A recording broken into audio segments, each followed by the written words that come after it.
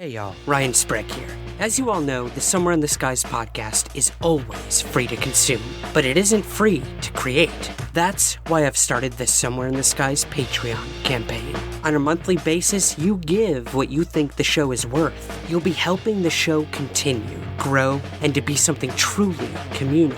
And remember, there are rewards for each level of contribution, and the list is only growing. So please, help Somewhere in the Skies now by becoming a patron. To contribute and to learn more, visit www.patreon.com/somewhereskies. Thank you for your support. And now, on with the show. Today on the show, we sit down face to face with the man, the living myth, the professional weirdo, John E.L. Tenney. I've always thought of reality as a game. Everyone's important in the game. But when I say game, there's this instinctual, learned behavior of adults that there's a winner and a loser in a game. When you're a child and someone tells you to go play, you will go outside by yourself. You'll spin around in a circle for a while. You'll climb a tree, you'll fall down, you'll laugh, whatever, and then you came in. Now, you just played a game. You had a great time playing it. And I feel like the phenomena, whether it be ghosts, UFOs, or Bigfoot, is playing a game. It doesn't want to win. It doesn't want to lose. It wants you to engage with it. It wants you to just go outside and climb a tree and spin around a circle and see an alien, see a Bigfoot, try and talk to a ghost. It just wants you to do something. It doesn't want to win or lose. Like, that's the human adult learned part of you. But what does it mean? That's the winning and losing. What does it mean?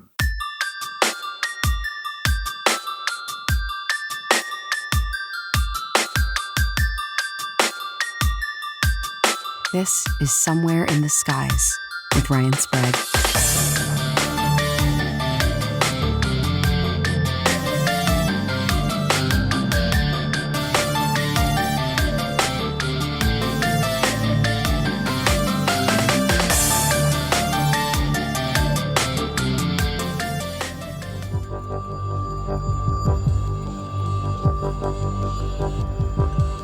Welcome to Somewhere in the Skies. I'm your host, Ryan Sprague. There are certain individuals that have such an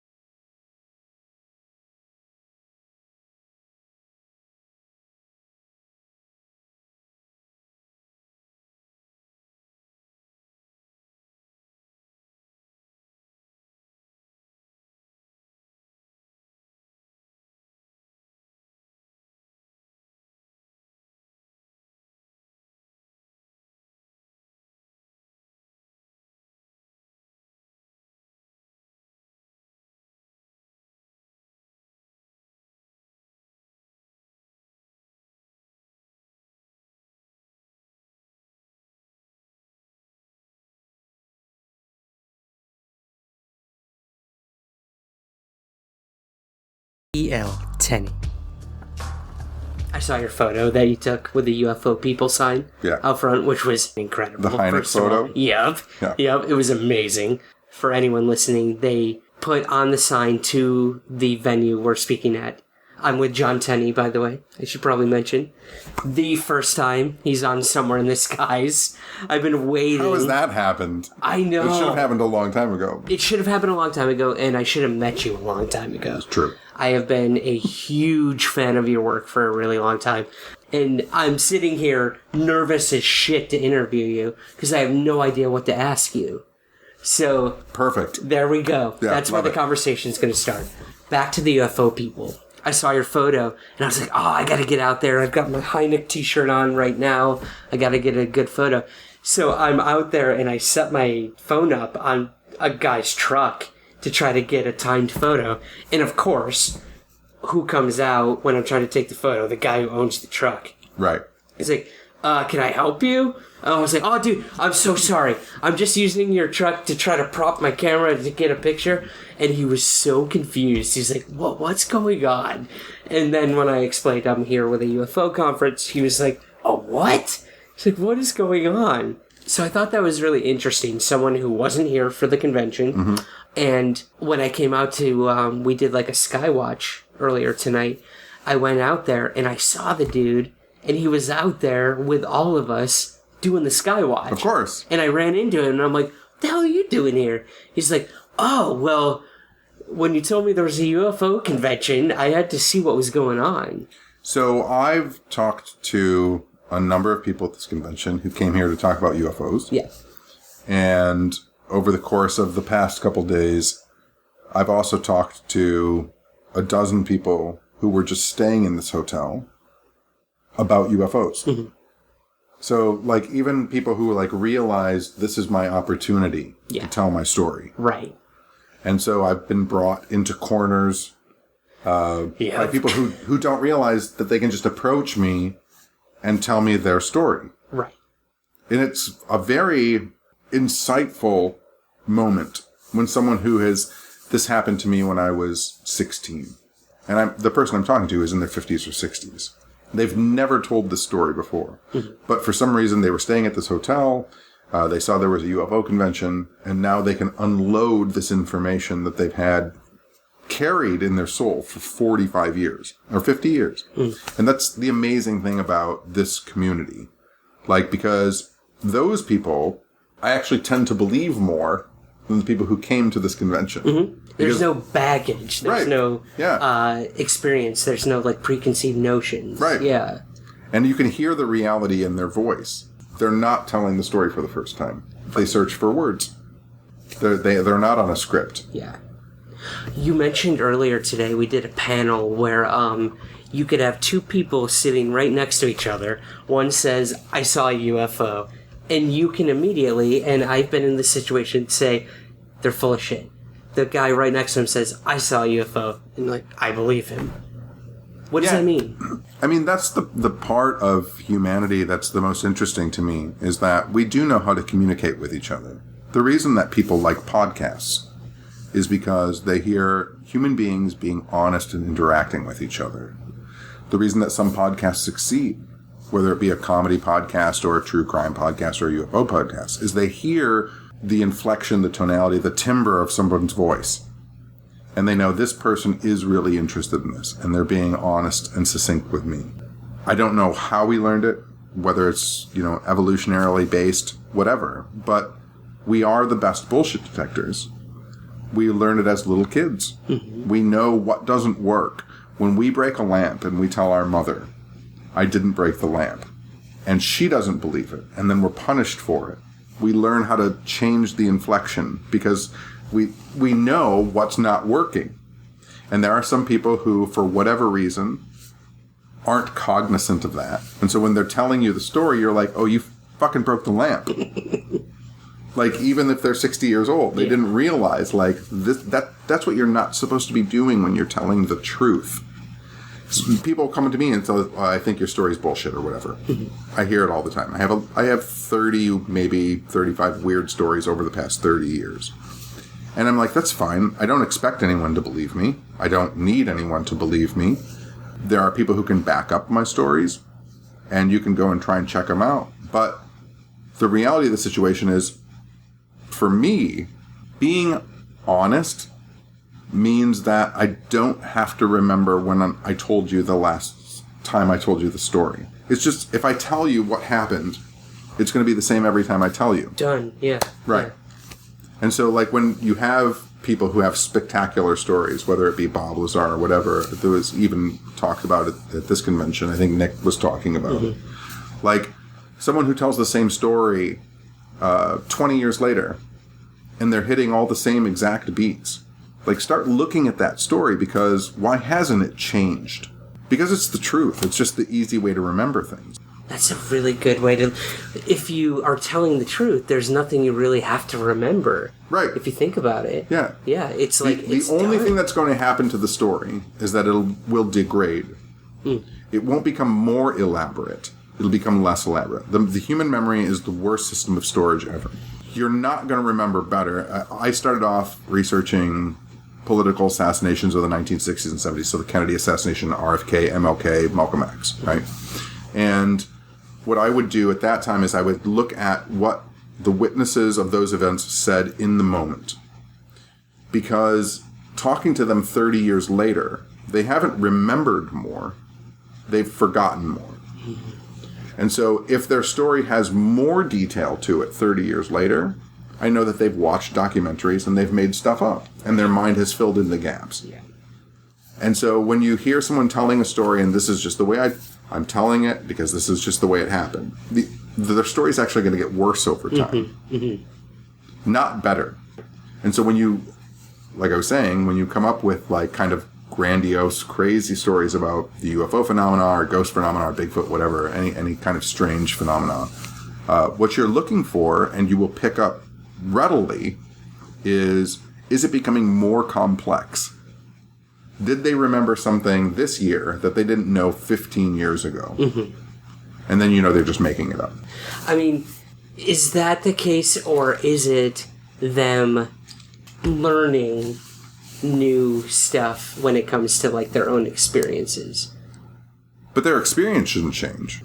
When I tell something that's happened to me, and I mean, maybe this is just individualistic to each person, but I've had a lot of experiences and learned stuff that might compromise my memory of the original experience. Yeah. But I have the knowledge of saying, like, okay, so maybe this happened. Like, even while I'm telling the story, it'll just be a quick aside of me saying, now maybe. And you haven't heard that now maybe before. That's me with my new learning talking about the old story. And that actually makes it more genuine, because you're like, oh, the person learned something. But when they don't call it out, when the story is the same for a while and then changes, and they haven't mentioned that, oh, but I also read this book, but maybe...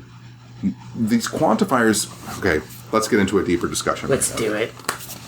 So, definitive conversations. In UFO phenomena, in supernatural phenomena, paranormal phenomena, when people make definitive statements, they're on the very wrong track in my mind. When someone tells you, I know I saw something. Yeah. When someone knows, I know for sure that this happened. Those people, immediately your brain knows that something is wrong. Because you know instinctively, and all your listeners and people who listen to this know instinctively, that they don't know anything. People don't know shit. Right. No one knows anything. Right? So when someone is declaring the fucking reptiles are fighting people under the ground at Area 51, you're like, well, you know that for sure? And they're like, yes, I fought them in the underground tunnels.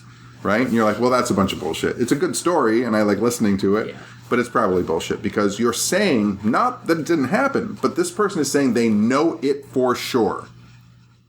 There's no real good evidence, and we all know this kind of subconsciously. There's no real good evidence that I'm sitting on a couch in a hotel talking to you.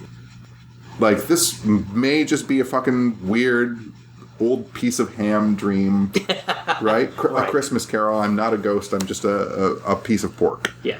Like, so when someone gives you a definitive statement in something, that's when you start doubting them. And with the UFO community, we are in a situation right now where we have a group of people who are making definitive statements. And that's why people are lashing out. Okay, let's dive into that a little bit then. Okay. So, I remember early on in the inception of To the Stars Academy and all of this ATIP stuff, everything going on, a lot of the younger people in the UFO field got really excited. You know, this is the first time a lot of us, myself included, had heard anything like this. A secret Pentagon program, all these intelligence officers getting together and, like, creating their own UFO research organization. This is so cool. And I remember hearing from a lot of the people who, you know, were my mentors or people I learned from, saying, put the brakes on. We've seen this before. And I remember early on, you were one of those individuals that was saying, guys, be careful. Yeah. We have been through this before. And, you know, us younger, stubborn people are like, oh, no, like, whatever. That was then. This is now. Right. So let's get into that a little bit. I remember you talking a little about some of the members of this To the Stars Academy have been caught up in this kind of shit before. Yeah, for sure. And I completely understand. I mean, I remember when I was a young researcher and there was information breaking.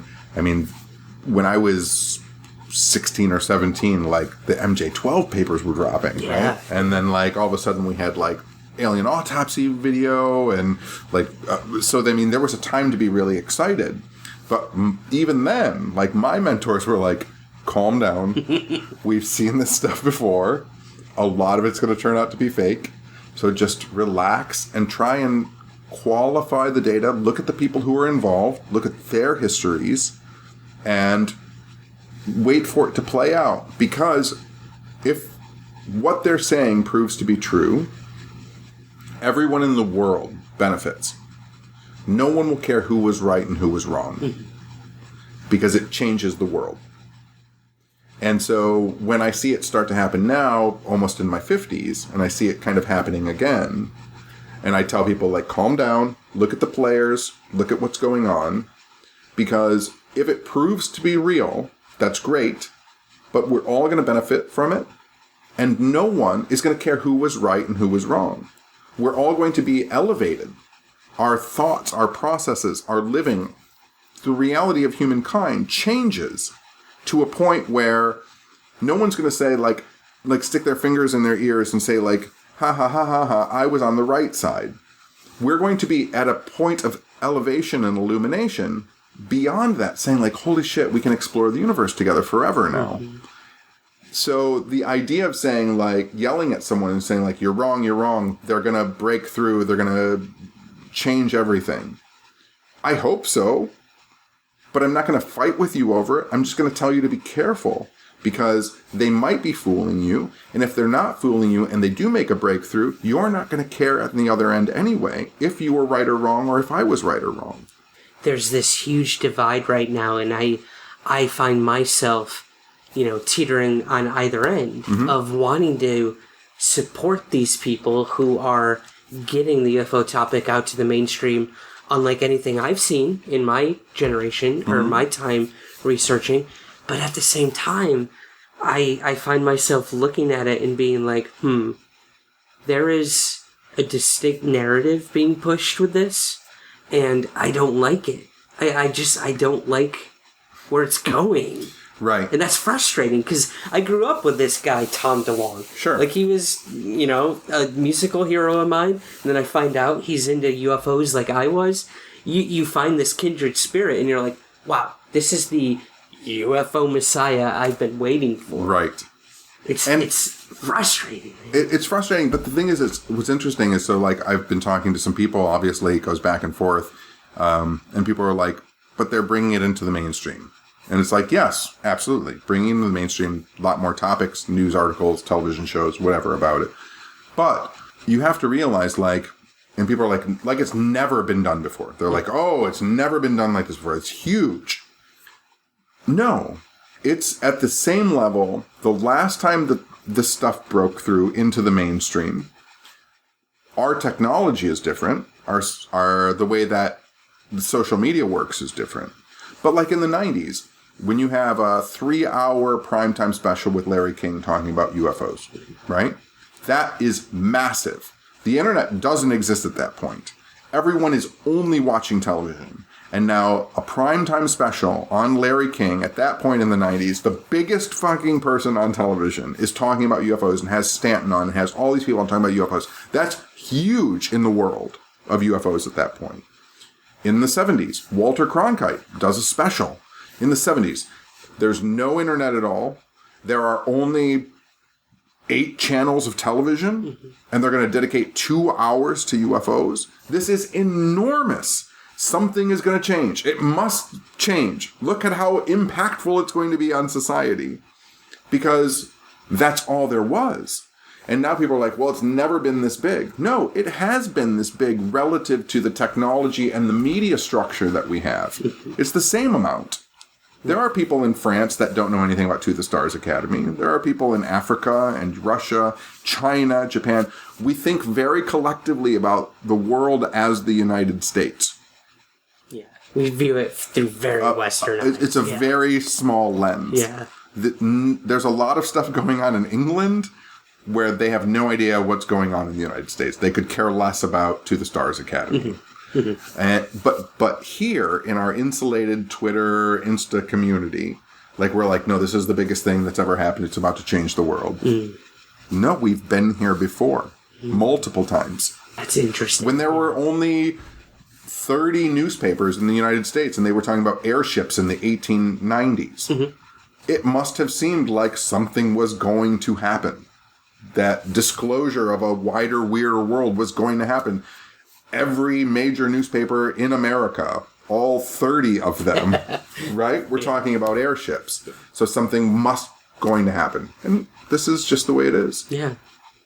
I want to circle back to some of the stuff that you talked about today in your lecture, which was hilarious. Thanks. I must say. I'm a goofball. But that's what it's about. The weird, embracing the weird, which is your thing. I think that people think that I'm a lot more serious in my lectures until they see my lectures. I didn't know what to expect because I've never seen you speak before. I don't think that they realize that because of social media, right? Yeah. There's a curated aspect to our personality. And so I have this personality where people think I'm this very uptight, kind of deep thinking, old man character.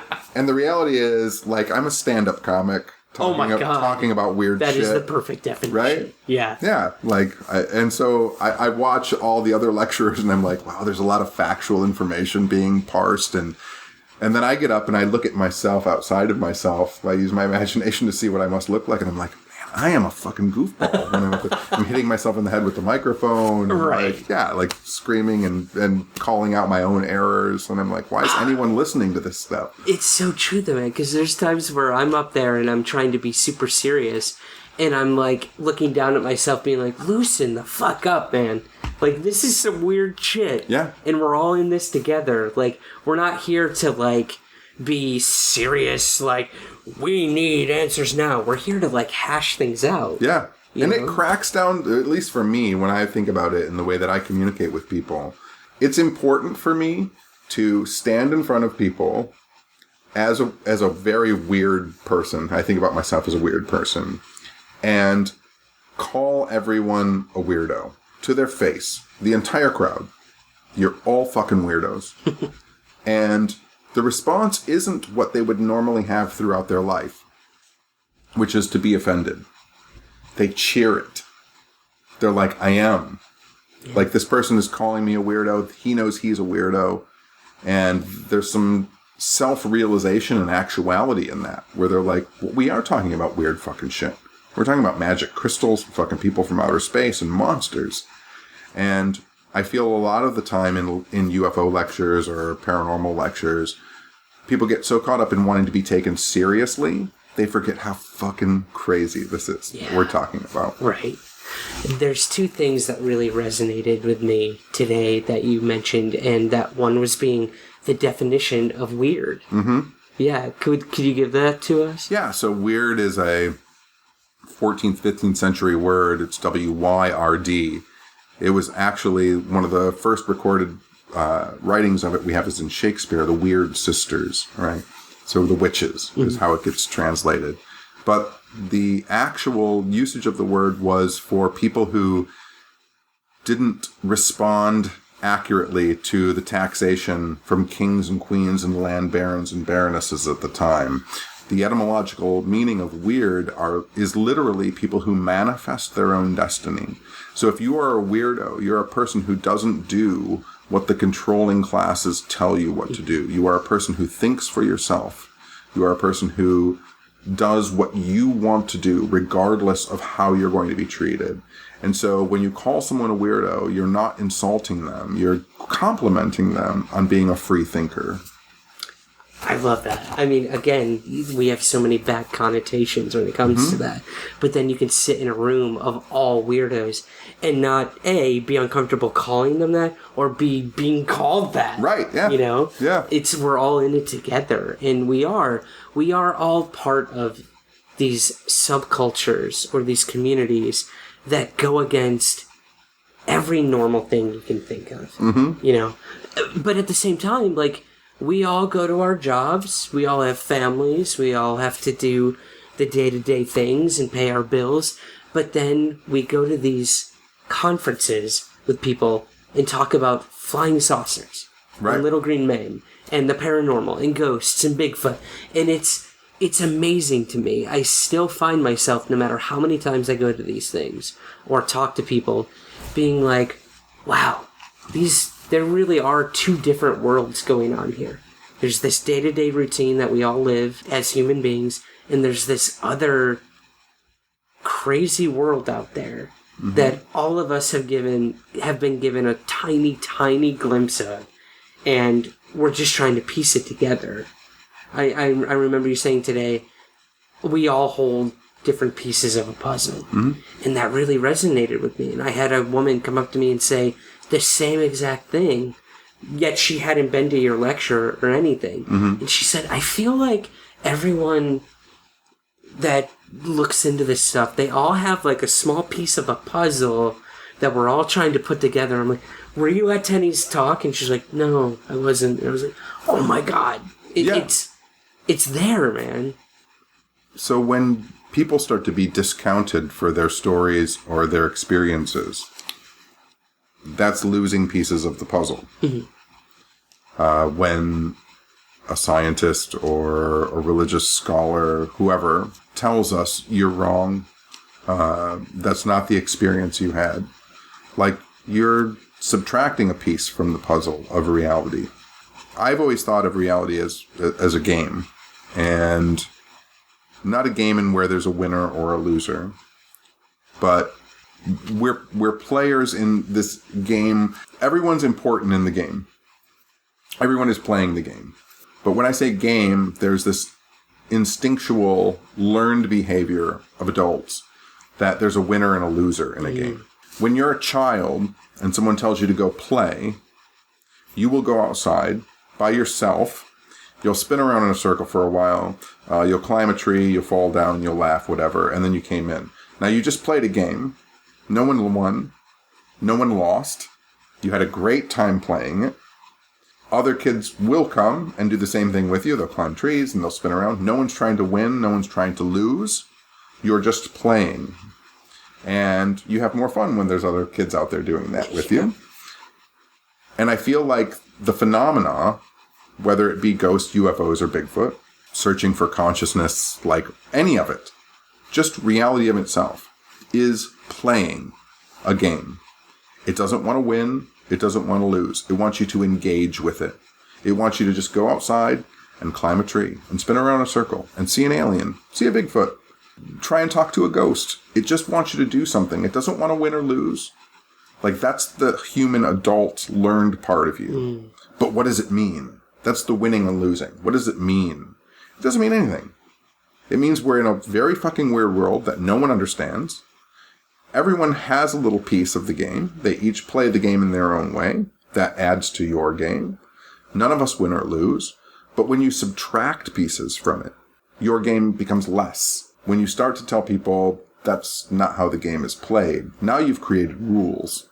And the game lessens itself. Does that make any sense? Absolutely. Well, in my talk today, I brought up the Rua Zimbabwe case with 64 kids. Right. Witness this craftland, creatures come out, whatever. No adults involved. And to hear the testimony of these kids talking to John Mack, Harvard psychiatrist who interviewed the children, you hear such a pure, innocent honesty from these kids where I can only imagine if any adults had been involved with this case, how different it would have come across. Sure. They would have, like you said, with years comes filtering mechanisms and beliefs and suspicions. And like you said, the rules start to come when you get older and older and you're out there longer. And with these kids, I understand that because they were so honest in what they experienced. So I totally get that. Do you think there's anything to that in terms of like getting older and it changes your entire perception of an experience? Yeah, one of the things that I love the most, so during the panel session tonight, like there was a girl who stood up and just asked a completely bonkers question. And I called it out, but I mean, it was great because there was no filter on her. Like she just went for it. She started talking about like, are there multiple me's and multiple realities? And just went for it. Yeah. And it's great because even at this point, I'll start to tell a individualized story that happened to me. And while I'm telling it, at certain points, I'll hold back, but at certain points I won't. I'll say, now this is going to sound strange. Like I'll throw that caveat in there because as an adult, I feel like I can't even be truly honest with you, telling you how strange this fucking thing was. So I have to let you know that I'm talking about something strange. Where if we were really honest with ourselves as a child or someone who is truly open, I'm just going to tell you this fucking weird story without throwing any of those caveats or filters into it. And I think that that's important. I think it's something that people need to learn. And back to our original point in this conversation, what's interesting about that is there still is an honesty in the tone and the body language of a person speaking to where if there's no hesitation at all in an adult, that's when you're like, oh, they're not being truly honest. Yeah. Right? That's when your bullshit detector kind of starts hitting. Right. Because you know, oh, something might be chemically, psychologically wrong with this person. Yeah. Because they don't even feel necessary in telling me. And then I feel bad for us. Because I'm like, maybe we are missing it. Maybe those filters are blocking us from just allowing it. I have no idea what your reality is. None. Yeah. So for me to make a judgment call on it is terrible for me. And so when someone's telling me I was on the ceiling, this happened a few months ago, this guy came up to my table and goes, hey, have you ever talked about aliens that are demon-like, that pull people up to the ceiling of a room and rip open their chests and eat their hearts and then drop them on a bed? And I go, no, I actually haven't heard that. And he goes, it happens to me like 7 times a day. A day. Okay. And then he just turned around and walked away. And I thought to myself, well, that dude's fucking crazy. But if I think about it honestly to myself, I'm like, holy shit, what is fucking happening in his reality? Is that really happening to him? Right. Like, what is going on? Right. And why isn't anyone studying him? That's a good point. I mean, you hear it and you're like, Crazy. crazy. Gotta be crazy. But when you look at the person and their state of being, Yeah. like, okay, so let's say he's telling the truth. How does he go day to day Right. living with that experience? How does he even function in a normal society when a demon alien is ripping his insides out every day? Right, and pulling him up to the ceiling, ripping his heart out, Yeah. and throwing him back down. Right, right. How do you exist in this world? Well, you exist in this world by, after he walks away, I kind of watch him, and then I see a woman following around, and it's his mother. And so I track down his mother at some point, and I go, what's happening with your son? And she goes, oh, he has a lot of problems. And I go, what do you mean by problems? And she goes, well, he's not right. And I say, well, what does that mean? She goes, he's never not been right. And then she kind of walks away. And now I'm like, well, is the problem with her, me, or him? Yeah, the layers just keep... Yeah. Yeah. Like, am I not able to experience this reality? Maybe he's the only fucking person in the world that's actually having this experience. Right. And all of us have a block up and a filter on it. And how would you exist in a world where you're the only one that's having this crazy experience happening to you? You know that you sound crazy, so you never want to talk about it. And everyone's going to think you're crazy, but you know that it is happening. Like, it's... Wow. Yeah. It's like an onion, man. Yeah, the layers of course. just keep going. Oh my god. Oh, this was something else that I thought was really interesting that you brought up, was applying certain words into phenomena. Right. It's something that I never really thought about, that even words used during recounting something or describing something can either limit what's going on or have a different effect as well.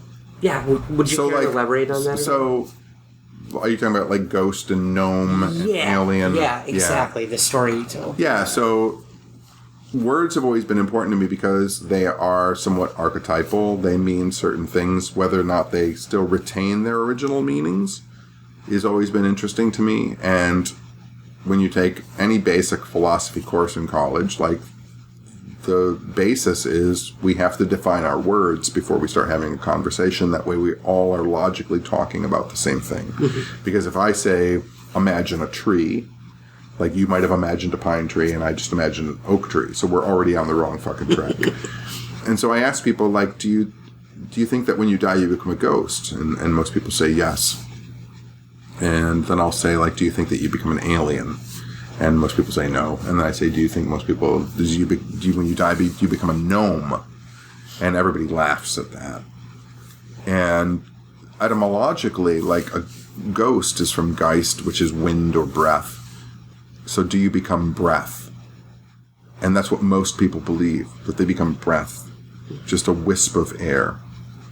And then do you become an alien, right? Which is a French word, the etymology of alien. And are you a foreigner to this place and do not belong here?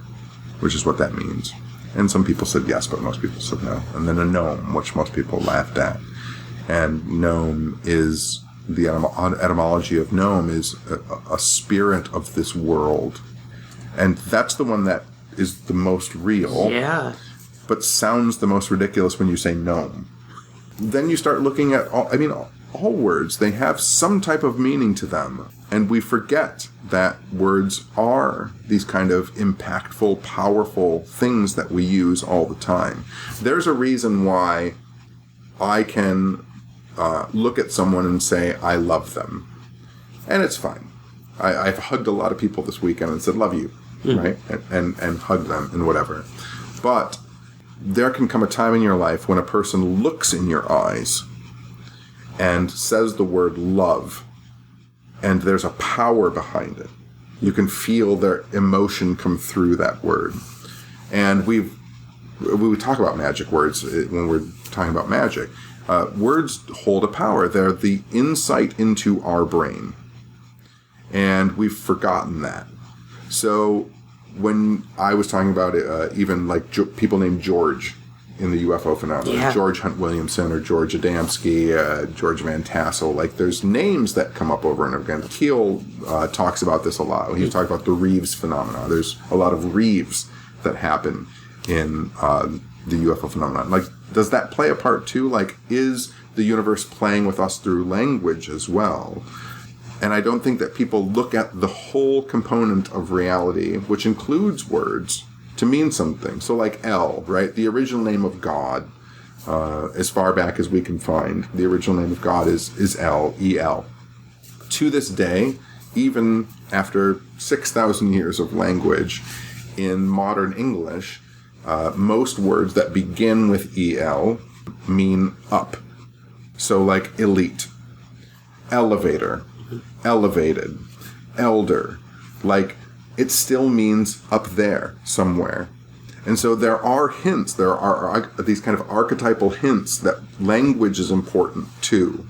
So when you're reading accounts of contactees, the words that are used by the aliens or the Space Brothers or whatever you want to call them, like those are important too in our research, and people leave them out all the time.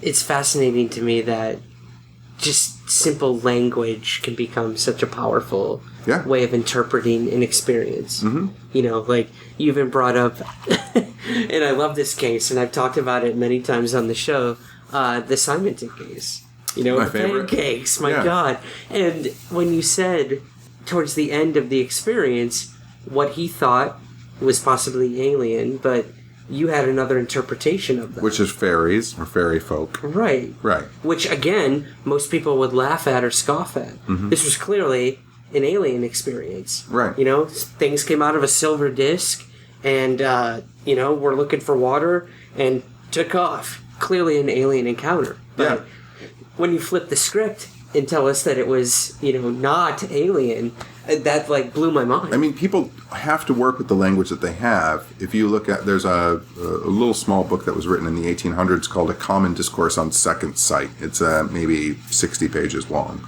And the author at the time is talking about how angels interact with us. And one of the things he writes is angels, using their power and their words, can create lights in the sky, can create things around you which are physical and are not physical. So, like, he's talking about, like, manifesting, like, experiences in a language of the early 1800s. And he doesn't have aliens, so he uses angels. He uses people up above, right?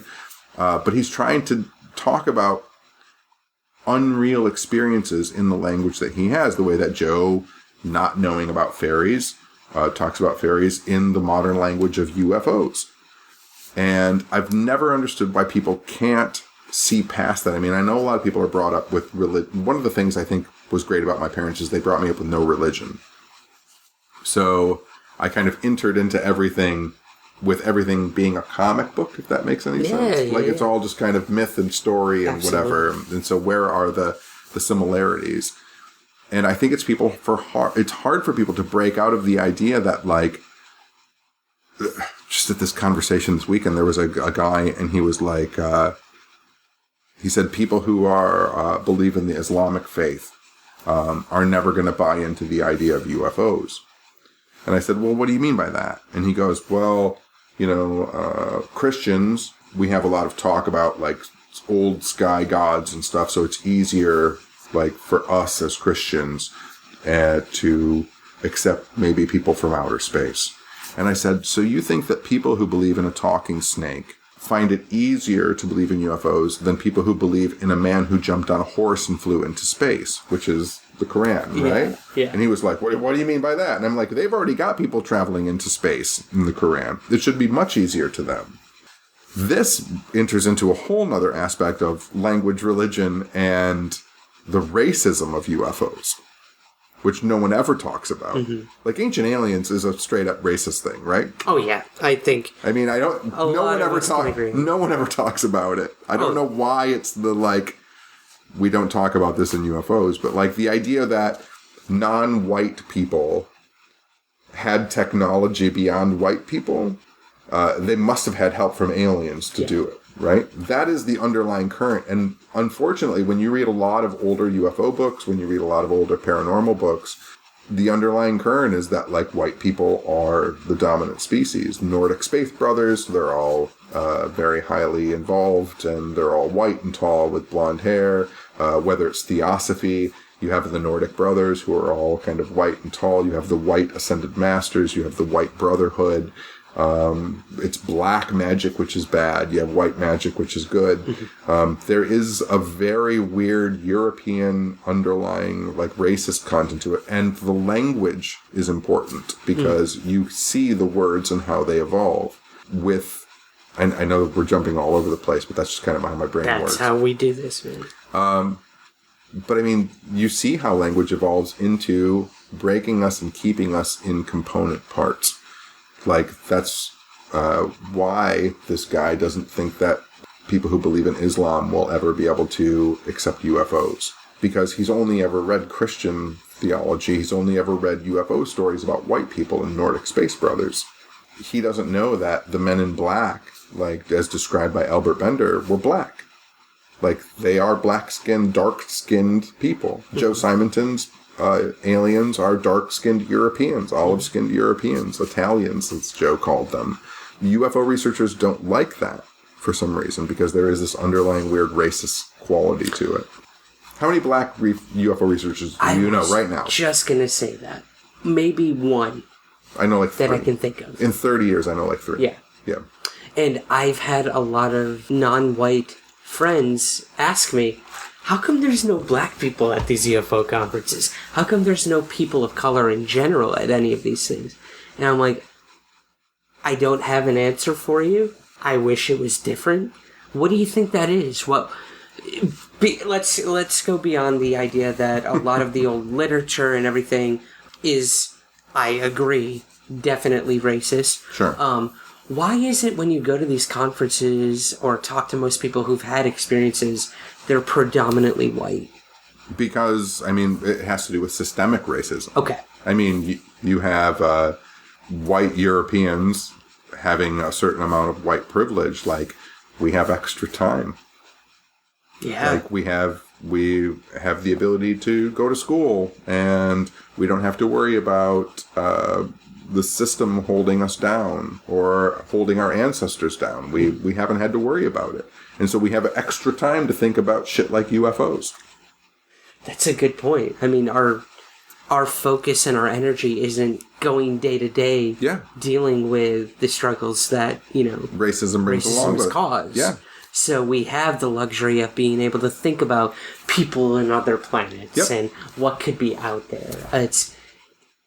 It's sad in a way, but as long as I think people like us, 2 white men talking about this, can acknowledge it, that's a step. And it's a step. It's a step. I don't know how much the 2 of us can really do to change that, except pointing it out when it happens. Like you said, this guy who said, oh yeah, Islam, like, they'll never get it. They'll never understand it. That's a problem. Yeah. That right there, that is Islamophobia at its It was core. very troubling. That's hard, man. And I've heard things like that before, where people have said, oh yeah, like, the Christians get it. Like, they're fine with it. Right. But all these other religions, they're weird. They're this, they're that. Or, these tribes in Africa, they do their weird voodoo stuff while we're over here doing this. Right, which is sickening. Right, and sickening, but it's funny because, again, it's like the appropriation, right? So, like, some of the greatest, like, magic, paranormal, supernatural phenomena, like, let's say Senegal, okay? Senegal has a very rich history with witchcraft and magic and spirit beings and stuff like that. But it's Senegal, right? And it's all black people. It's all Africans. So you have European ritual magicians who are doing rituals that they've learned from watching the Senegalese people and saying, this is how you do magic now, right? And so then you have generations of white and European magicians saying, this is how you do magic, not even realizing that it's been drawn from Senegalese voodoo practitioners in the Pacific Islands. Like it all gets, like, it's very troublesome. And I just wish that people would talk about it more.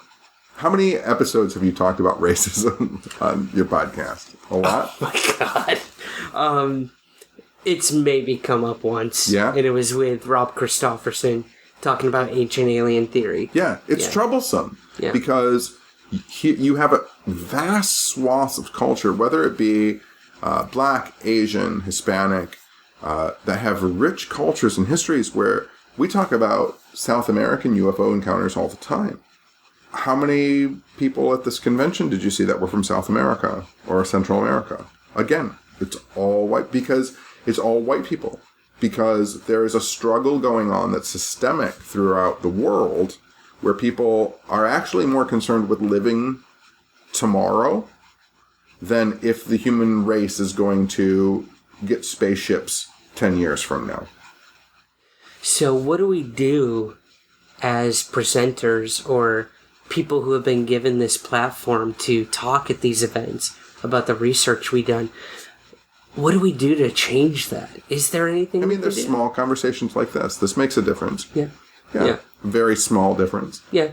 But it makes a difference because someone's talking about it.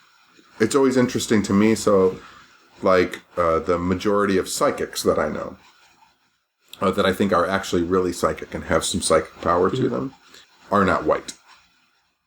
But those communities keep it to themselves because they don't want white European men appropriating it.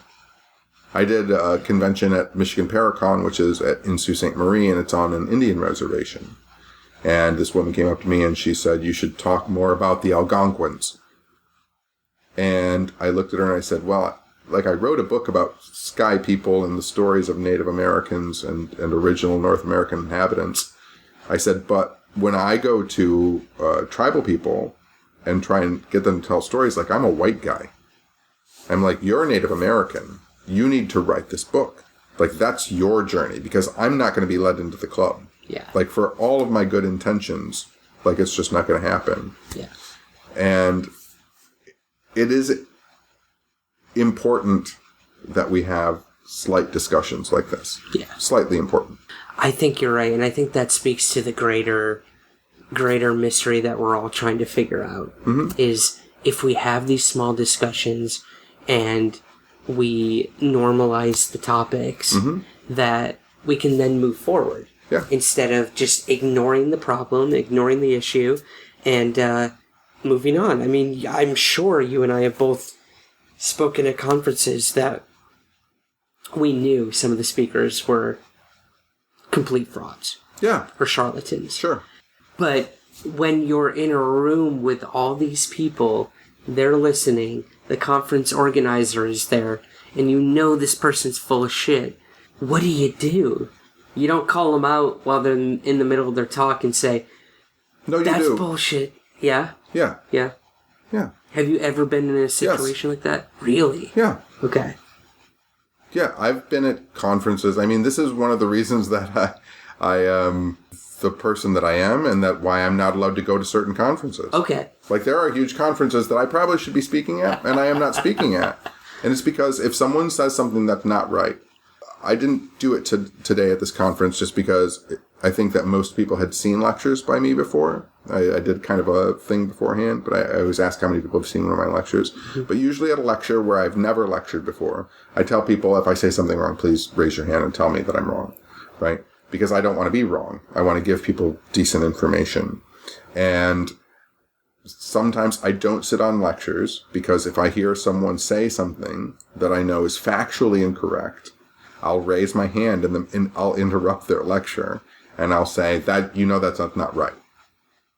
And they'll say, what do you mean? And then something ensues.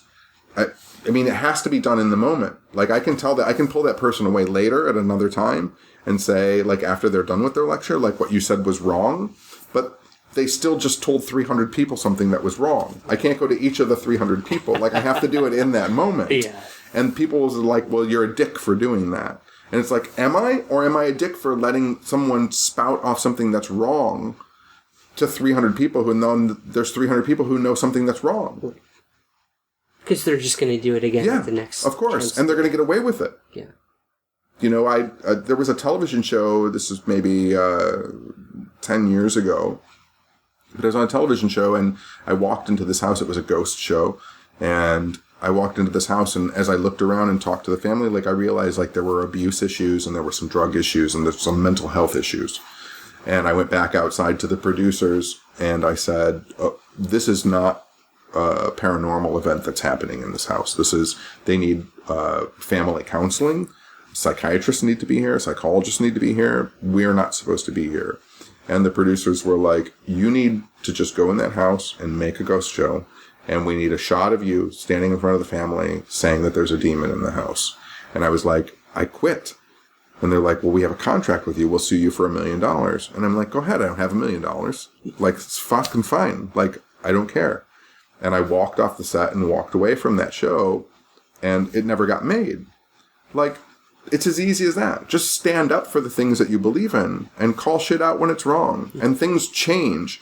But if you don't, if you say, well, that's okay, and I'll let him get through it, like, then it just stays fucked up forever. And it's hard. It's hard to, like, I've gotten in fights with people who, the older generation than me, there are fights that occurred in the 90s between Me and Stanton, we had fights. Lauren Coleman and I got in fights. Richard Hall and I got into fights. Like, there were old researchers who didn't want to hear some young upstart kid saying, that's wrong. I wasn't arguing them on their ideas or their thoughts, on their facts. That's when you just call people out. If someone makes a declarative, definitive statement that they understand something, that they know something, and you know it's wrong, you know declaratively for yourself that it's wrong, they need to be challenged on it, because we just roll around and end up in the same cycles that we're seeing now. And it is hard, but there's a lot of people who grew up. You're probably part of them. We talk all the time about this kind of brashful, youthful, I'm an old punk rocker, right? Like, fight authority. Change shit. This generation, your generation, I'm a little bit out of it. I'm a little bit too old for it, but I'm still kind of an old punk rocker.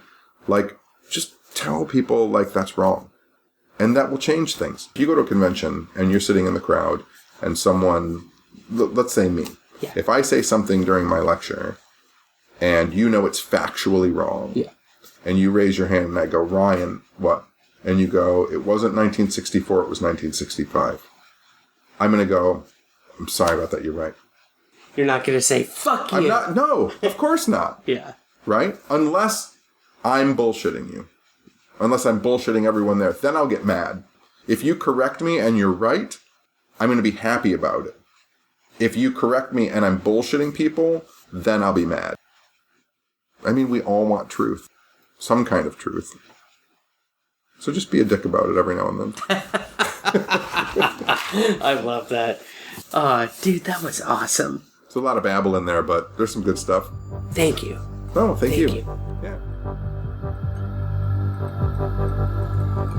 That's it for this week's episode. Again, check out all of Tenny's work at weirdlectures.com or on Twitter at John E.L. Tenney. If you haven't already, please subscribe, rate, and review Somewhere in the Skies on Apple Podcasts, your Android apps, or wherever you get the show. We're on Twitter at Somewhere Skies and Instagram at Somewhere Skies Pod. I'm still taking submissions for our next Witness Accounts episode. If you'd like to tell your UFO story in your own words on the show, this is where you get to do it.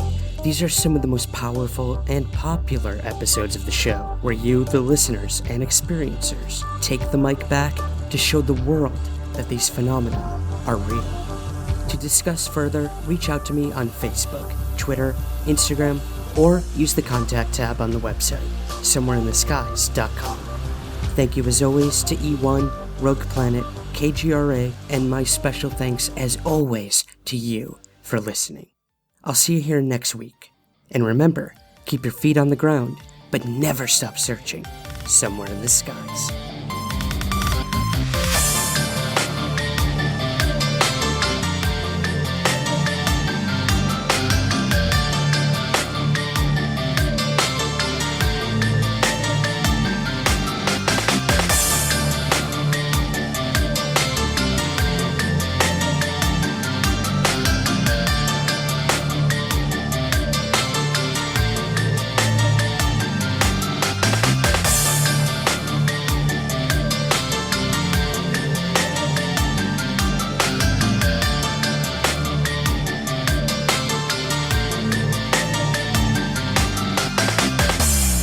Somewhere in the Skies is produced by Third Kind Productions in association with the Entertainment One Podcast Network. To learn more, visit entertainmentonepodcast.com.